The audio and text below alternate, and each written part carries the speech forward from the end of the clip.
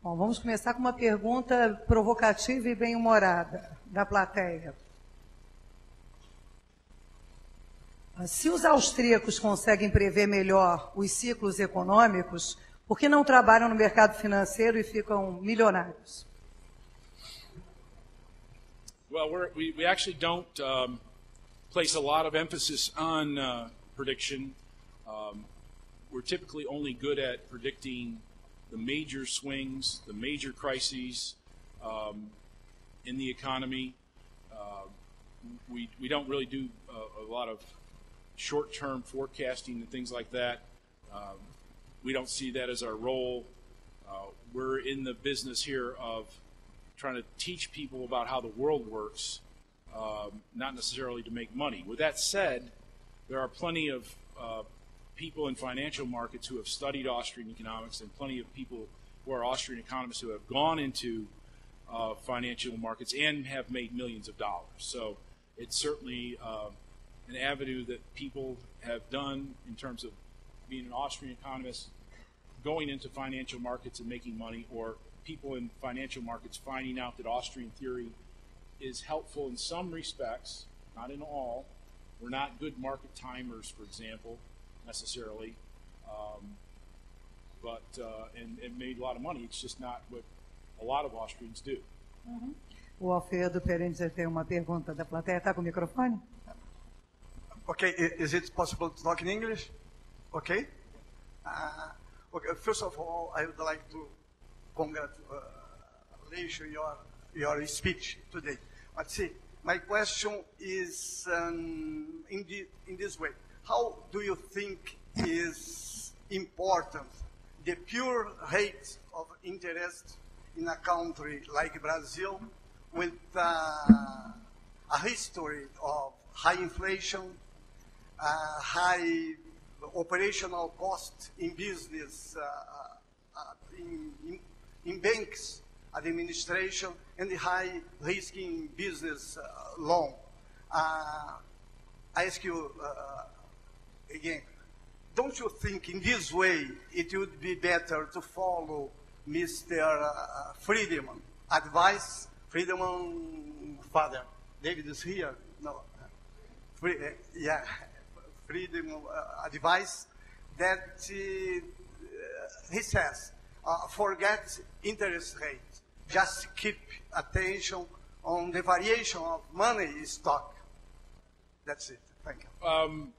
Well, they've tried that, and actually Mises's analysis of Fisher was precisely that: is that if you have a government agency, bureaucracy that is trying to follow some rule in terms of increases in the money supply or the value of the dollar, it doesn't matter what the rule is. The rule is going to distort what the market would otherwise seek to have in terms of the money supply and the interest rate and things of that nature. The Friedman approach would seem to have some benefits over the actual approach that's taken. And his students have had an influence in South American monetary policy and have had very limited success because the rule-following approach can still lead to cycles, and of course the political influence that overrides the rule-following capacity. So it breaks down for theoretical reasons, and it will break down for political reasons. And what you need is a system where the money is not in the hands of the government, where they cannot control it. That's why you want a physical silver money monetary system which the government doesn't have any influence over at all. The fact that government has influence over your money and over your interest rate is what made inflation and the problems of banking and the problems of not being able to get private credit so pervasive, particularly in South America. So it's a very unstable stopgap measure that really has not worked. It's been tried, in other words, and it has broken down and failed. In a textbook way, it still has problems, though.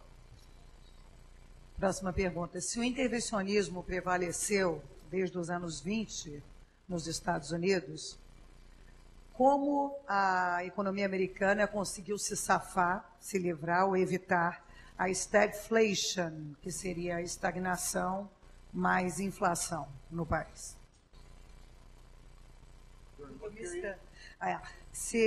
If interventionism prevailed in the 20s, how,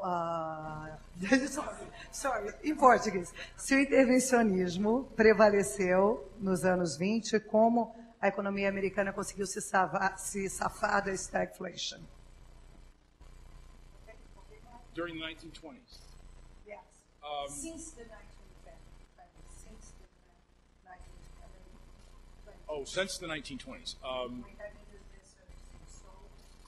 Well, we've had a lot of economic problems in the United States and elsewhere since the 1920s. And, of course, the central banks are all coming online, either ours in 1913 and other countries earlier or slightly later. But we've had plenty of economic problems since the adoption of central banking systems. We've had, periodic crises. And when they try to fight the regular business cycle, it builds up into a super cycle when you get a long, sustained period of stagflation, high unemployment, and high inflation. So, we've had this cycle throughout the 20th century of boom and bust. Basically, it hasn't gone away. It gets suspended for short periods of time, but we haven't avoided it. Ok, Mark. Os críticos da escola austríaca, dizem que os economistas da escola são profetas do apocalipse. How do you respond to that? Como você responderia aos críticos? That we're prophets of the apocalypse. Well, actually, I think most of us. Sorry about that. You're getting me back. Actually, I think most of us are very much optimists in the long run. The way I view the world is I've seen tremendous improvement in our standards of living and in our understanding of economics over, say, the last 25 to 30 years. There's been a tremendous improvement. The Austrian school was all but dead 25 years ago. Okay, this first row of people would be it. That would be the Austrian school. And we've come a long way since then. The world has improved. Technology and the economy has expanded.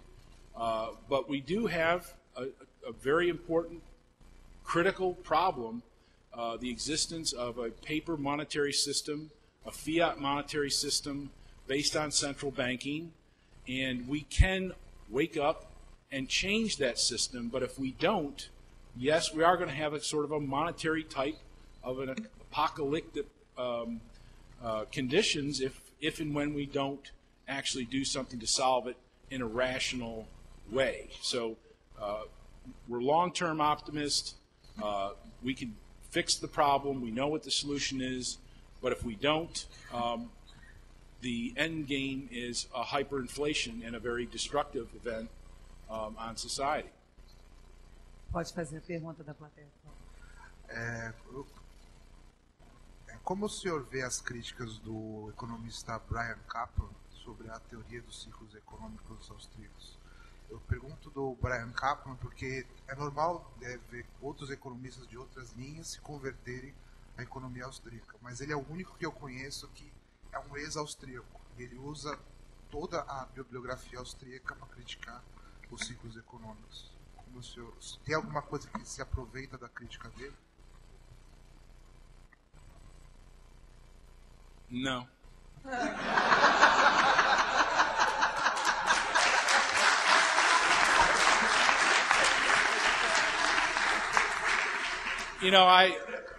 In the paper, I think I indicated how much I think of his view of the Austrian business cycle. I mean, I think he's got egg all over his face, and he's going to be if he cares anything about his reputation, he should start trying to rebuild it.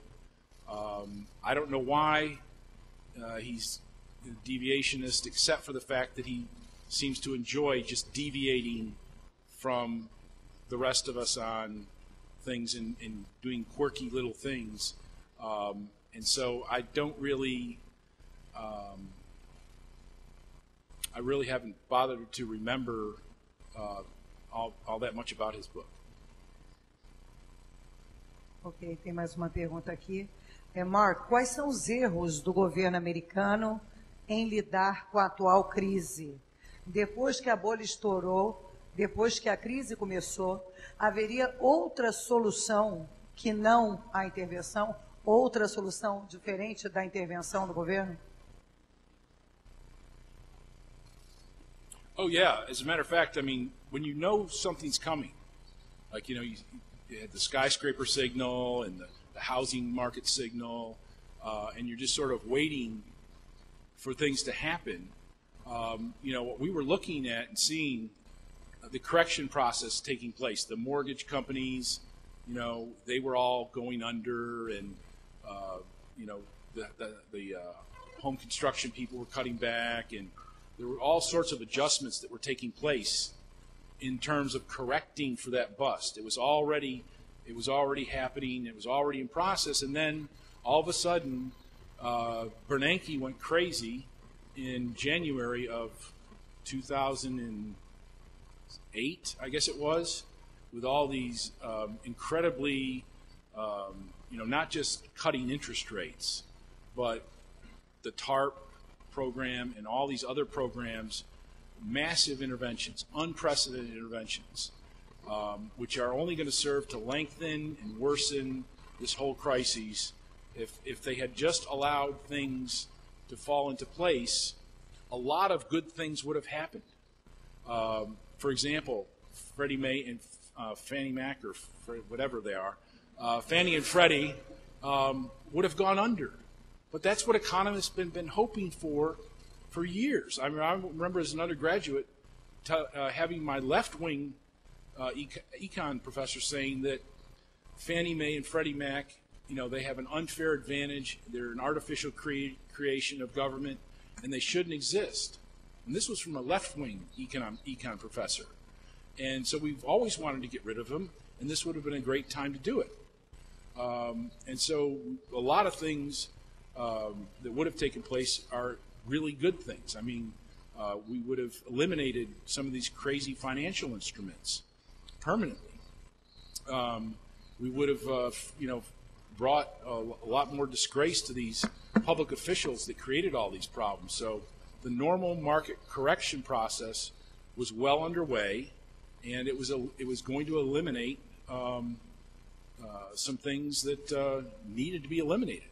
And unfortunately, we're propped up, subsidized, and bailed out at the expense of the American taxpayer and the future of American economic growth. Mais uma pergunta da plateia.